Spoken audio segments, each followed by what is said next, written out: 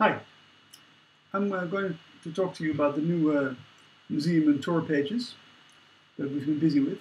I'm going to start with some background information, and then I'm going to show you what's changing in the museum page. Some usability testing we did in spring revealed that the tour and museum pages are not very well understood by our website visitors. We did this test. You may have seen this already. When we asked people, what do you think this page is about? They answered all kinds of things, but the word audio tour or tour or audio wasn't there. Guide, very little. In fact, in some tests people came up with air flights, air travel, city information, all kinds of things except audio tours. So this is something we needed to fix in the new design. One of the designs we came up with is this.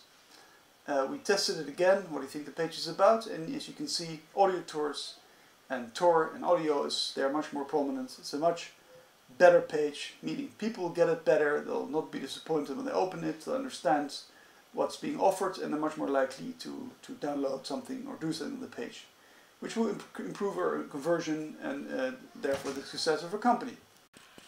Next, we implemented the design. We worked it out for all the different pages. We gave a presentation to the management team in August. They approved the new designs. In September, we started implementing them. And in the course of August, we will be rolling them out and putting them live in the new website. Right now, I'm going to talk to you about the museum page. This is the page that we have today. I'm sure you know it. It has museum information. It has the content provider, the collections and exhibits. And now I'm going to show you what we've come up with. This is the new museum page.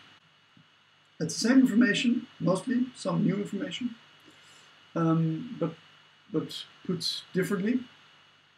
So first is the menu. Now the menu is missing here, don't worry about it, that will come back later once we go live, but they've worked on the page, so forgive me for not having the menu.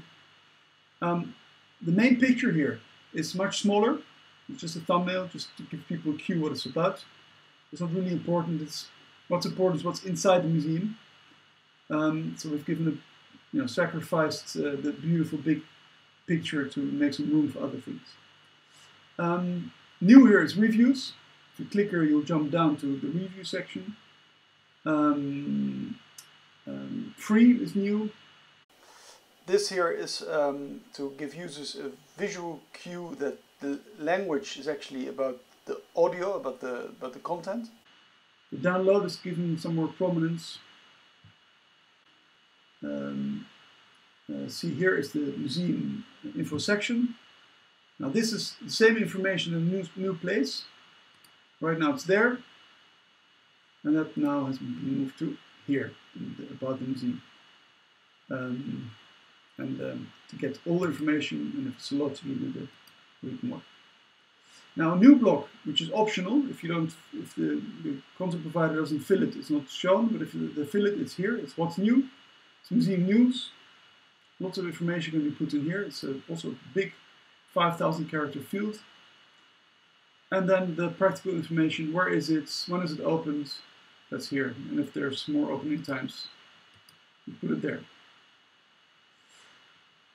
Now, collections. We found that collections, people don't really understand collections. So we've came up with the word audio tour. You see here, this one has multiple audio tours, and if you click it, you go to the collection page. The exhibits, this is nothing new. Here are the various exhibits, you can click through them. Here's the exhibit box. You can see a few differences. The audio has moved to the collection page. It's not shown here. The download button is not there to save some space. The multiple images are not shown here. It's just to show people that the exhibit is there. If they want to play it, if they want to listen to it, they have to do that in the collection page. The content provider information was before all the way on top, in between the museum information and the objects. We found it to break sort of the connection between the parent and the child object. People didn't really get it, found it confusing, so we've moved it down here, where it has a nice new place. Okay, this is the review section. As of now, you can add the reviews. In the app it was possible for some time, now you can do it here. Here you see some reviews of users. Very long reviews can be seen like this. You can add reviews by pressing there, your name, the comments, and you can place it. And you get a little thank you message. We also have here the user image, because we're anticipating later on in the year we'll have the users as an entity, and then we can put the user picture here. Then we get to the bottom of the page. Download the free app. That's actually not new. Create your own audio tours. That's not new. I haven't touched this. Then below that you get the footer, which is, as is. We've rebuilt it, but just technically. And that brings us to the end of the page and end of this video. Thank you for listening. If you have any questions, please get in touch with me.